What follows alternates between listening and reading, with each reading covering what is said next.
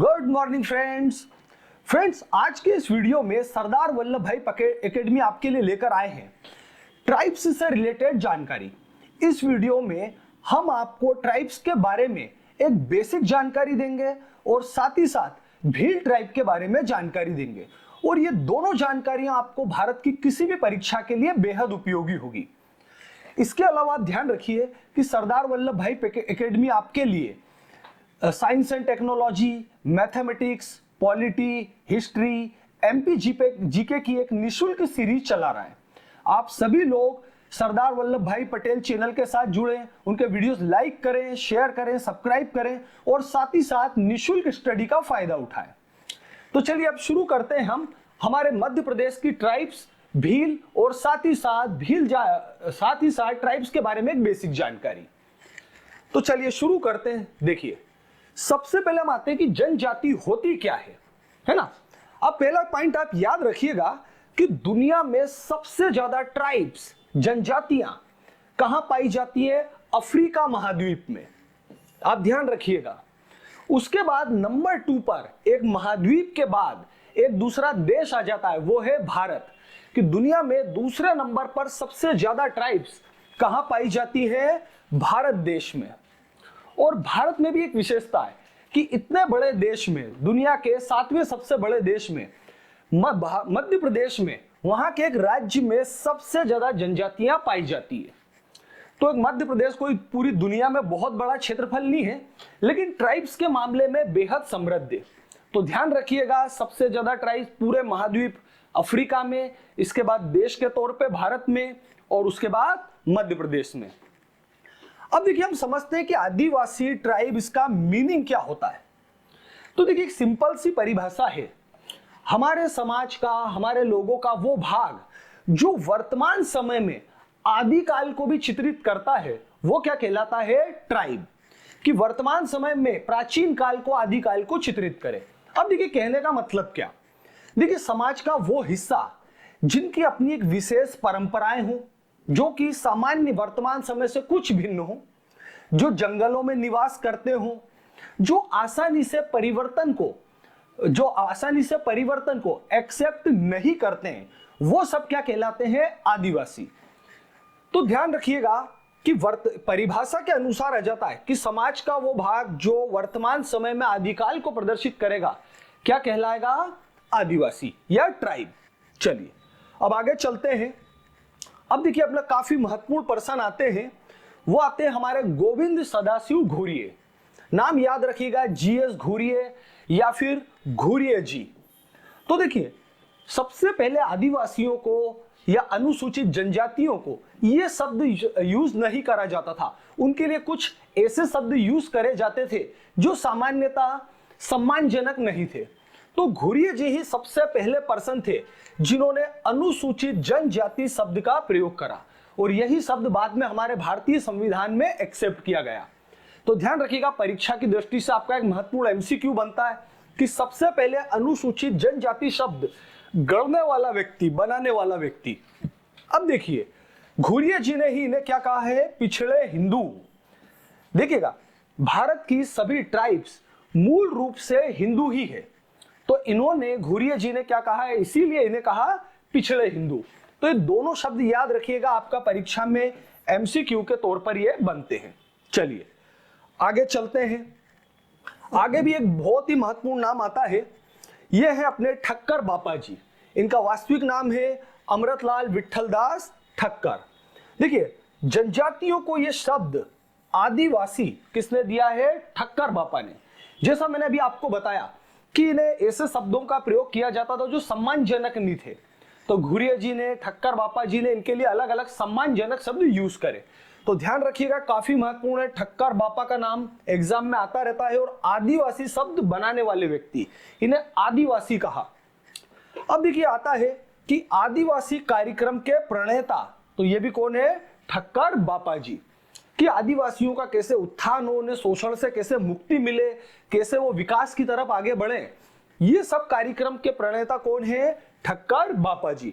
तो दोनों नाम, घुरिये जी का और ठक्कर बापा जी का, विशेष तौर से ध्यान रखना, काफी महत्वपूर्ण है।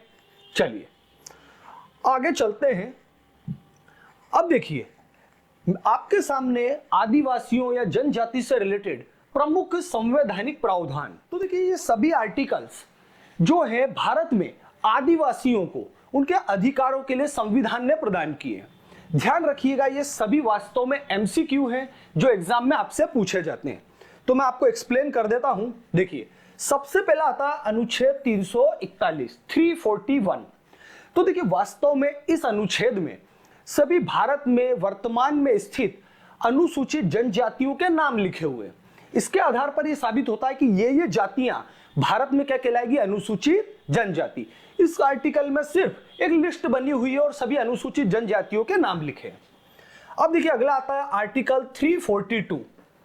तो आर्टिकल 342 में क्या बताया गया है कि राष्ट्रपति को यह अधिकार है कि कौन सी जातियों को अनुसूचित जनजाति माना जाएगा, किसको नहीं माना जाएगा। यह अधिकार राष्ट्रपति को किस आर्टिकल के तहत दिया, अनुच्छेद 342 में। इसके माध्यम से क्या होता है कि राष्ट्रपति यदि कोई नई जनजाति मिलती भी है तो उसको आर्टिकल 341 में ऐड करवा देते हैं। जैसे आपको याद होगा कि भारिया जनजाति 1981 में मिली थी। ये मध्य प्रदेश के पातालकोट में रहती है, लेकिन 1981 में सबसे पहली बार इनके बारे में पता चला था, भारिया जनजाति। तो उसको किसकी मदद से जोड़ा गया, भारिया जनजाति को ट्राइब में, आर्टिकल 342 की मदद से राष्ट्रपति ने 341 में ऐड करवाया। चलिए अब आगे चलते हैं अनुच्छेद 46। अब देखिए इसमें लिखा है कि राज्य को अनुसूचित जनजाति के उत्थान के लिए विशेष प्रयास करने चाहिए। तो देखिए यहां पर पहली एक बात ध्यान रखना, राज्य का मीनिंग क्या। तो राज्य का मतलब होता है वो सारी संवैधानिक या वैधानिक संस्थाएं जिनके पास कुछ अधिकार हैं, उन्हें यह आदेश दिया गया है आर्टिकल 46 के तहत कि आप एसटी या जनजातियों के विकास के लिए विशेष प्रयास करेंगे। प्रयास नहीं करेंगे, विशेष प्रयास करेंगे। तो ध्यान रखिएगा आर्टिकल 46 काफी महत्वपूर्ण हो जाता है। सभी आर्टिकल महत्वपूर्ण हैं, आपको एग्जाम में एमसीक्यू के फॉर्म में पूछे जाते हैं। अब देखिए अगला आता अनुच्छेद 338 ए। इसमें दिया है कि अनुसूचित जनजाति के लिए आयोग बनाया जाएगा। आपने देखा होगा ट्राइबल वेलफेयर डिपार्टमेंट होता है, तो वो किसके आधार पर बनाया जाता है, अनुच्छेद 338 ए। यह आयोग है जो अनुसूचित जनजाति के विकास के लिए कार्य करेगा। वही सभी बातें कि उन्हें शोषण से बचाना, मुख्य धारा में जोड़ना, शिक्षित करना और दूसरी सभी बातें। अब देखिए आता है अनुच्छेद 335। ध्यान रखिएगा इसके अनुसार क्या, लोक सेवा जो सरकारी नौकरियां निकलती हैं, छोटी से छोटी और बड़ी से बड़ी, तो आर्टिकल 335 के तहत एसटी के व्यक्तियों को क्या है, आरक्षण प्रदान किया जाता है लोक सेवा में। अब देखिए आता है अनुच्छेद 330। ये क्या करता है, एसटी के लोगों को लोकसभा में आरक्षण देता है।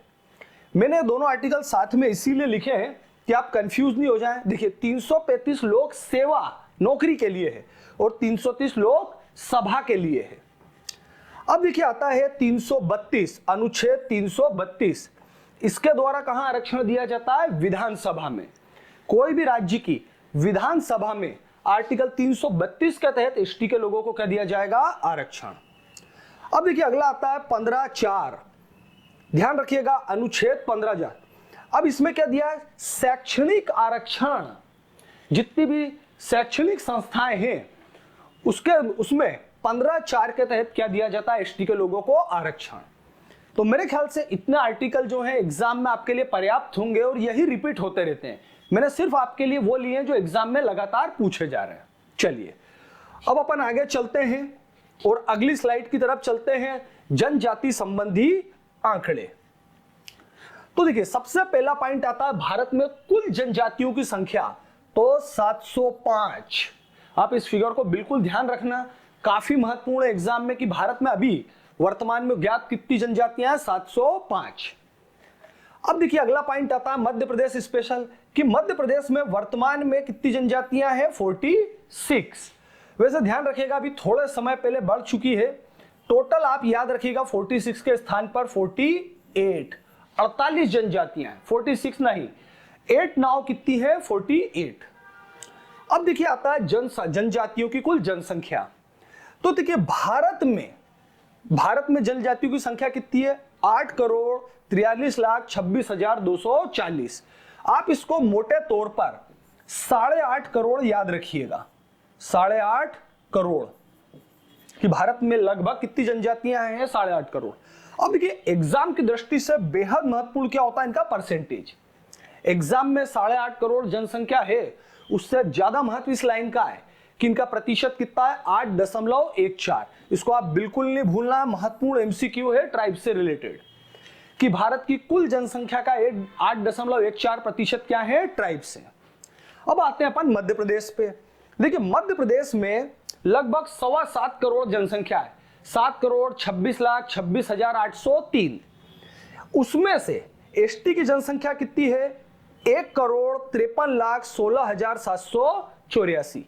ये टोटल है। लगभग आप इसको याद रखिएगा 1.5 करोड़ के आसपास।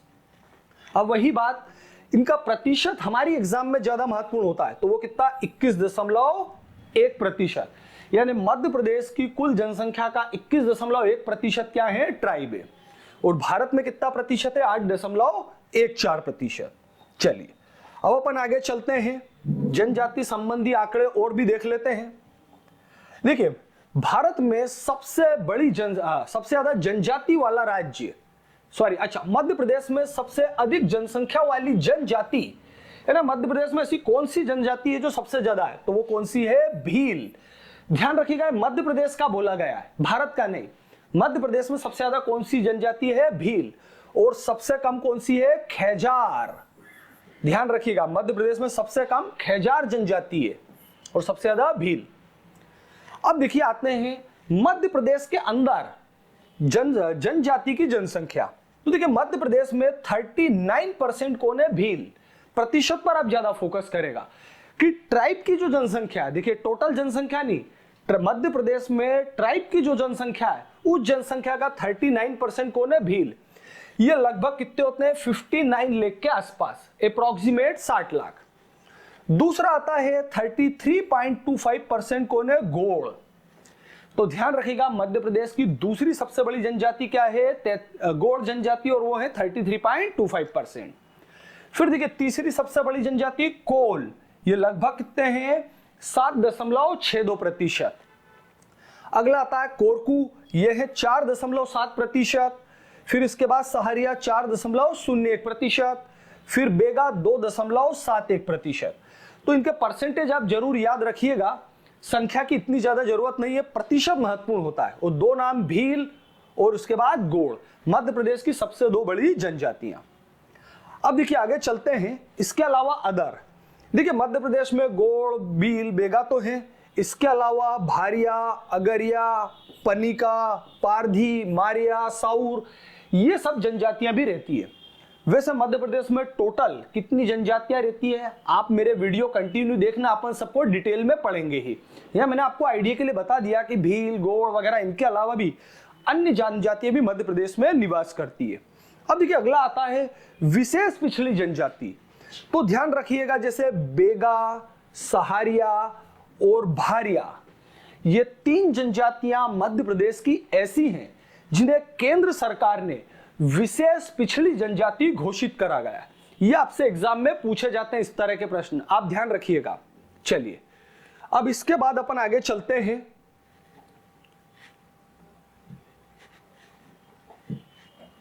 तो देखिए अगला आता है कि भील जनजाति। अब यहां से अपना स्टार्ट हो रहा है भील जनजाति के बारे में स्पेशल। अभी तक मैंने आपको इंट्रोडक्शन बताया था। अब देखिए, तो देखिए भील जनजाति जो है मध्य प्रदेश की सबसे बड़ी जनजाति है और भारत की दूसरी सबसे बड़ी जनजाति है। भील भारत की नहीं, मध्य प्रदेश की सबसे बड़ी जनजाति और भारत की दूसरी बड़ी। अब देखिए भील जनजाति जो है काफी प्राचीन जनजाति है। इनका वर्णन हमें रामायण, महाभारत और पुराणों में भी मिलता है। अलग अलग तरीके से इनके बारे में जानकारी हमें मिलती है। अब देखिए आता है प्रजाति। देखिए आप याद रखना, जितनी भी ट्राइब्स हैं इनकी प्रजाति क्या होती है, इसको आप जरूर अलग से याद रखना। अभी हम भीलों की बात कर रहे हैं तो मैंने आपकी जानकारी के लिए बता दिया कि भील किस प्रजाति से संबंधित है? प्रोटो एस्ट्रेलाइड। वैसे आप जितनी भी जनजातियां हैं सभी की प्रजाति याद रखना, एग्जाम में क्वेश्चन बनता है। अब देखिए इनकी एक विशेषता होती है कि भील लोग गोड़ जनजाति को अपना बड़ा भाई मानती हैं। तो ध्यान रखिएगा, इस तरह के एमसीक्यू एग्जाम में बनते हैं कि भील किन्हें अपना बड़ा भाई मानते हैं, तो वो क्या है, गोंड जनजाति को। अब देखिए एक आती है महत्वपूर्ण पुस्तक कि टीबी नायक, ये एक प्रसिद्ध पर्सन है, इन्होंने एक बुक लिखी थी, उसका नाम है द भील। आप याद रखिएगा, ऐसा भी क्वेश्चन पूछा जाता है कि द बुक द भील के राइटर कौन है, तो टीबी नायक। अब आते हैं कर्नल जेम्स टॉड, इन्होंने भीलों को क्या कहा, वन पुत्र। ये कर्नल जेम्स टॉड जी का चित्र है, धमनार की गुफाओं के खोज करता। आप मेरा गुफाओं का वीडियो देखिएगा, उसमें इनके बारे में मैंने बताया है। तो कर्नल जेम्स टॉड ने ही भीलों को क्या कहा था, वन पुत्र। ये सभी एमसीक्यू हैं, आप याद रखिएगा। चलिए अब अपन आगे चलते हैं, इनकी और विशेषताएं देखते हैं। तो देखिए भीलों की 3 बेहद महत्वपूर्ण विशेषताएं। विश्व की सबसे रंग प्रिय जनजाति, भील ट्राइब को रंग बेहद पसंद होते हैं, यह विश्व की सबसे रंग प्रिय जनजाति है। दूसरा आता है गहनों को अत्यधिक पसंद करना। तो ध्यान रखिएगा, भील लोगों को गहने काफी पसंद होते हैं। और उसके बाद टैटू, गूंदना प्रिय जनजाति। तो ध्यान रखिएगा, तीनों काफी महत्वपूर्ण हैं। आप जैसा चित्र में देख ही रहे हैं, ये रियल फोटो है हमारे किसी ट्राइब के भाई का। तो ये ध्यान रखिएगा, विश्व की सबसे रंग प्रिय जनजाति, गहना प्रिय जनजाति और टैटू प्रिय जनजाति। अब एक अदर फैक्ट भी बता देता हूं, भीली भाषा में एक फिल्म बनाई गई थी, इसका नाम थी फैसला। तो ध्यान रखिएगा, भीली भाषा में बनी वर्तमान में एकमात्र फिल्म है। कैलाश तिवारी इसके फिल्म के प्रोड्यूसर थे। तो ध्यान रखिएगा, बस फैसला फिल्म ऐसी थी जो भीली भाषा में बनाई गई थी। चलिए अब आगे और कुछ फैक्ट देखते हैं एग्जाम ओरिएंटेड। अब देखिए एक महत्वपूर्ण आता है पॉइंट कि भील लोग जो हैं, इनको ये नाम ही कैसे दिया गया है, भिल्ल शब्द से, और भिल्ल का अर्थ होता है धनुष। तो ये लोग जो है प्राचीन काल में जो है तीर चलाने में, धनुष चलाने में बहुत एक्सपर्ट थे, तो उसी को भिल्ल ये बोलते थे, धनुष को, और उसी से क्या बन गया, भील शब्द, जिसे हम वर्तमान में जानते हैं।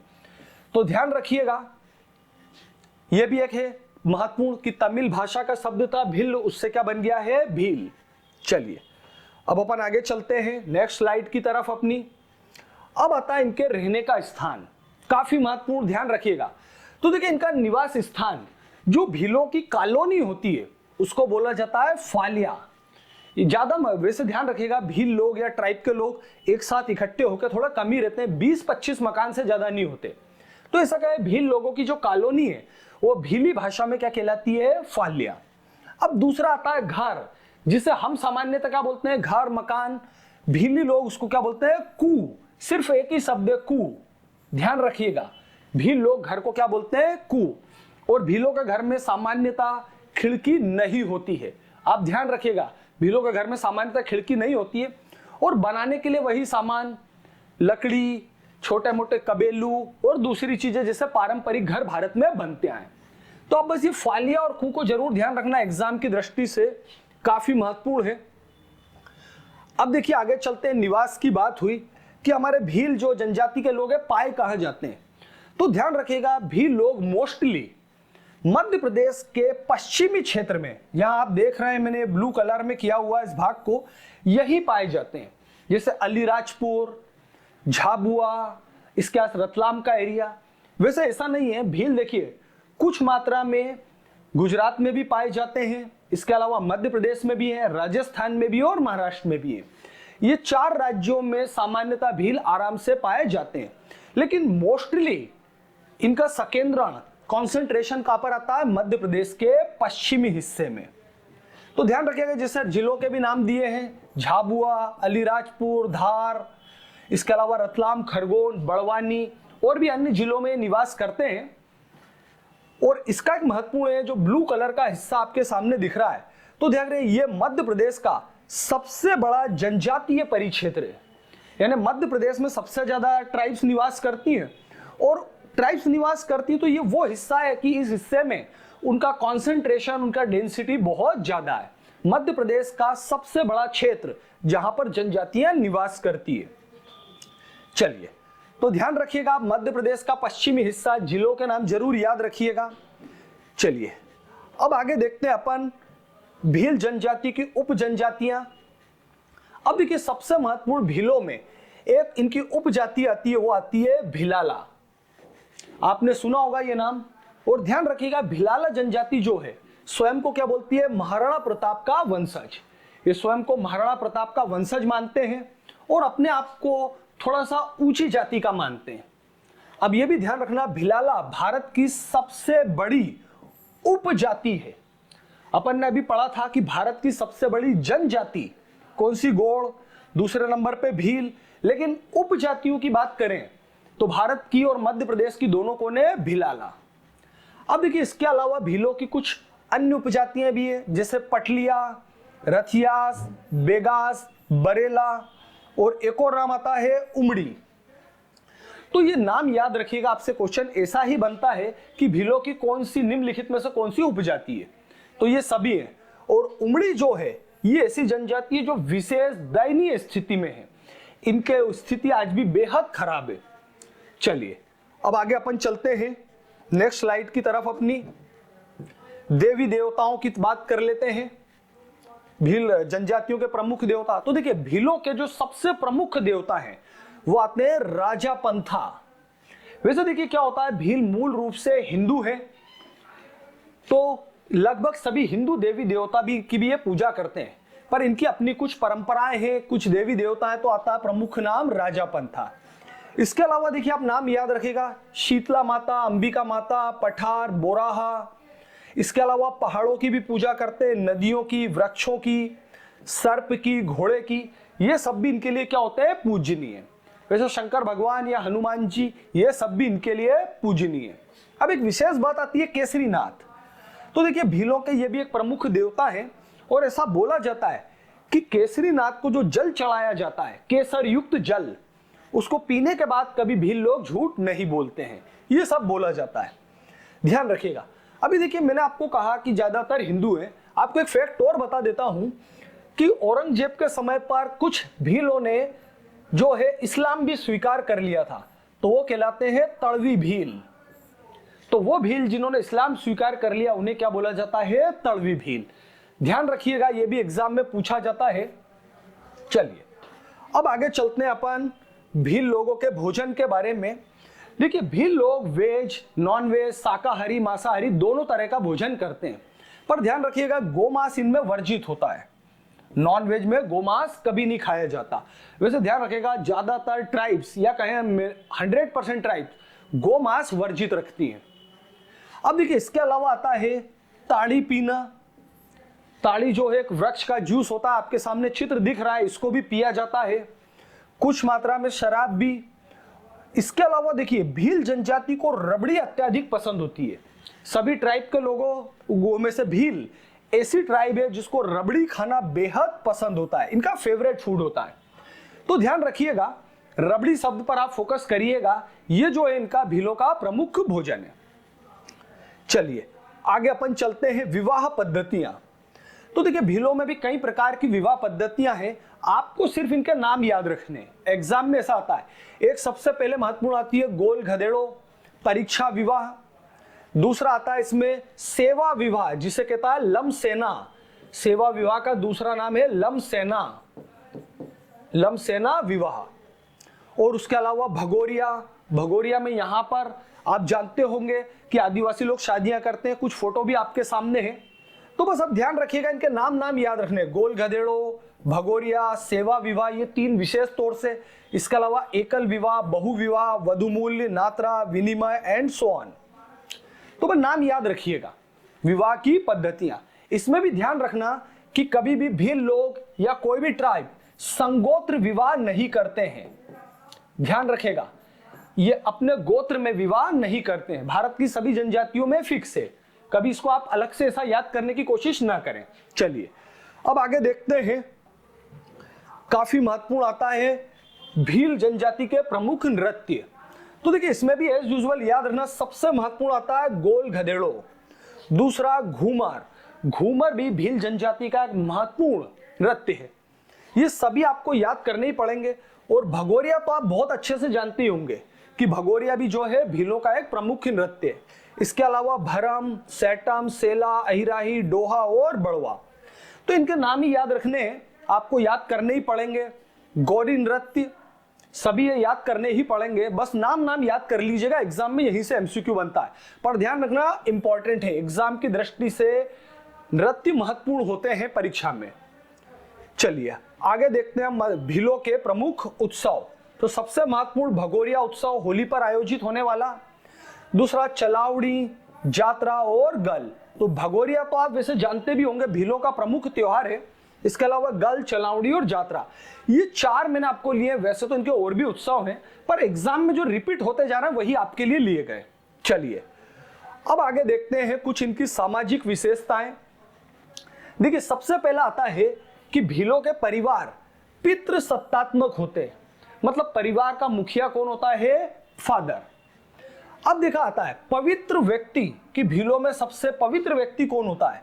तो उसी को बोला जाता है या तो भगत, या माधवी, या बदवो। ये तीनों एक ही पर्सन के नाम है। ऐसा समझे पुजारी टाइप के व्यक्ति, कि भीलों में जो पूजा पाठ करते हैं, धार्मिक क्रियाएं निपटाते हैं, उनको क्या बोला जाता है? या तो भगत, माधवी या बदवो। वैसे ये लोग जो होते हैं भगत वगैरह या माधवी या बदवो, ये व्यापार भी करते हैं, सिर्फ पूजा पाठ इनका काम नहीं होता है, ट्रेड में भी शामिल होते हैं। अब देखिए गांव का प्रशासन, भीलों का जो गांव है उसका मैनेजमेंट कौन देखता है? कोटवार। तो ध्यान रखिएगा शब्द महत्वपूर्ण है। अब आता है गांव का मुखिया। तो मुखिया को क्या शब्द यूज करा जाता है? गमेती। गांव का मुखिया गमेती। अब आता है पुंजार। तो पुंजार को अपन ऐसा समझे एक वैद्य, ये भीलों में औषधि का विशेष ज्ञान रखते हैं और इलाज करते हैं। फिर देखिए आता है पारंपरिक स्तर पर गदवी, जैसा अपन ऊपर बात कर ही रहे हैं, वदवो, भगत, ये क्या है? इन्हें समाज में सबसे ज्यादा सम्मान प्राप्त है और ये ट्रेड भी करते हैं। पूजा पाठ की बात तो करी गई है, और क्या करते हैं? ट्रेड भी। तो ये शब्द याद रखना, कोटवार का क्या मीनिंग होता है, मुखिया को गमेती कहा जाता है, पुंजार औषधियों का ज्ञान रखते हैं, ये सब। चलिए अब आगे चलते हैं काफी महत्वपूर्ण भीली भाषा की तरफ। तो देखिए ये अल्फाबेट है भीली भाषा की, आपके लिए कुछ इसमें शब्द बने हैं। वैसे देखिए भीलों की भाषा क्या कहलाती है? भीली, ये लैंग्वेज है, और ये वास्तव में मराठी, राजस्थानी, गुजराती, इसका एक संयुक्त रूप है। इन सब भाषाओं के शब्दों को मिलाकर एक लैंग्वेज बन गई, वो कहलाती है भीली। ये आपके सामने टर्मिनोलॉजी ली गई है, तो बस एग्जाम की दृष्टि से भीली शब्द याद रखना, यही बनता अपने एग्जाम में। चलिए अब अपन चलते हैं भील लोगों के व्यवसाय की तरफ। तो देखिए भीलों की खास विशेषता मैं आपको बता देता हूं, वो आती है पुंजा नामक दरियों का निर्माण करना। ट्रेडिशनली पुंजा इस नाम की भील लोग जो है दरी बनाते हैं, जैसा कि आप चित्र में देख रहे हैं। अब देखिए यदि व्यापार की बात करें, आर्थिक विशेषताओं की, तो सामान्य रूप से भील वही होते हैं, खेती करना, पशुपालन करना, और यदि वो कुछ पढ़ लिख जाते हैं तो बड़ी बड़ी नौकरियों पे चले जाते हैं। ऐसा कोई फिक्स नहीं है कि यही काम करेंगे। हाँ, पारंपरिक रूप से ये लोग अपना जीवन निर्वाह के लिए पुंजा दरी बनाते हैं, लेकिन ध्यान रखिएगा कि ये लगभग सभी तरीके वर्क करते हैं। अब आता है देखिए ची माता, ये शब्द पर अपन ध्यान दें। क्या होता है? पहाड़ों को या वनों को जलाकर और प्लेन जमीन बना ली जाती है और उस पर खेती की जाती है, तो इसको भील लोग क्या बोलते हैं? ची माता। ध्यान रखिएगा कि पहाड़ी वनों को, पहाड़ या आसपास के वनों को। अब देखिए आता अगला मैदानी भाग में। तो देखिए मैदानी भागों में भी क्या करा जाता है? जमीन में कुछ आग लगा दी जाती है और उसके बाद में वहां खेती करी जाती है, तो क्या कहलाती है? दहिया। यह अंतर याद रखिएगा, ची माता क्या हुआ? पहाड़ या वन या पहाड़ी वन, और मैदानों में या पठारों पर खेती की गई वो हो गई दहिया। अब देखिए इसमें आगे दिया लाइन की लकड़हारे का भी काम करते हैं। तो वही जैसा मैंने आपको बताया, समय के साथ चेंज होता जाता है। अब तो गवर्नमेंट जॉब में भी बहुत सारे भील लोग हैं। तो ध्यान रखिएगा पुंजा दरी आपकी एग्जाम की दृष्टि से महत्वपूर्ण है। बाकी चीजें तो आप अपने कॉमन सेंस से भी कर सकते हैं। और 2 फैक्ट, ये ची माता और दहिया को याद रखिएगा। अब देखिए आते हैं काफी महत्वपूर्ण एक फैक्ट पर। देखिए भील लोग जो हैं उत्सव के समय पर, त्योहारों के समय पर, शादी पर या बच्चों के जन्म पर क्या होता है? अपने घरों के आसपास दीवालों पर एक पेंटिंग करते हैं। यह पेंटिंग कहलाती है पिथोरा। यह काफी महत्वपूर्ण एग्जाम की दृष्टि से, आप ध्यान रखिएगा कि पिथोरा किन की पारंपरिक पेंटिंग है? तो भील जनजाति की। यह कुछ इसका चित्र है। और एक बात ध्यान रखिएगा कि पिथोरा पेंटिंग की विशेषता है कि हॉर्स घोड़ा उसमें हमेशा ड्रॉ किया जाता है, ये उसकी एक विशेषता है। तो ध्यान रखिएगा, भीलों की पारंपरिक चित्रकला क्या कहलाती है? पिथोरा। अब मैं आगे इससे रिलेटेड एक फैक्ट और बताऊंगा आपको। अभी अपन चलते हैं आगे नेक्स्ट स्लाइड की तरफ।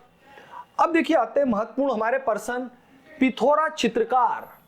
पिथोरा पेंटिंग के एक बेहद फेमस चित्रकार है, उनका नाम है पेमा फात्या। ये पेमा फात्या जी का चित्र है। अब ये दिवंगत हो चुके हैं, हमारे बीच नहीं है, तो ध्यान रखिएगा पेमा फात्या किस क्षेत्र से संबंधित हैं? तो पिथोरा पेंटिंग, ये याद रखिएगा। अब अगले पर्सन की तरफ चलते हैं हम, काफी महत्वपूर्ण है ये एग्जाम में, ये है भूरीबाई। तो ध्यान रखिएगा, ये भी पिथोरा पेंटिंग की एक प्रसिद्ध चित्रकार है और इन्हें जो है 2021 में पद्मश्री पुरस्कार दिया गया है पिथोरा चित्रकारी के लिए। यह फोटो देख ही रहे हैं भूरीबाई जी का, तो ध्यान रखिएगा। अब देखिए मैं आपको एक फैक्ट बताता हूं, जैसा मैंने अभी पिथोरा पेंटिंग में बोला था कि ट्राइब द्वारा क्या करा जाता है, इन्हें अपने घर की दीवारों पर करा जाता है। पर अब ध्यान रखिएगा, भूरीबाई पहली ऐसी कलाकार है जिन्होंने दीवारों के अलावा इसे कैनवास पर भी करना स्टार्ट कर दिया। पिथोरा पेंटिंग वर्तमान में दीवारों के अलावा कैनवास, कागज और इन चीजों पर होती है। तो स्टार्ट करने वाली पर्सन कौन है? भूरीबाई। तो इसीलिए पेंटिंग और ज्यादा फेमस हो गई है, तो इसको ध्यान रखिएगा। अब देखिए आज के इस वीडियो में इतना ही। यदि आपको वीडियो अच्छा लगा हो तो लाइक, शेयर, सब्सक्राइब जरूर करना। आप सभी का बहुत बहुत धन्यवाद।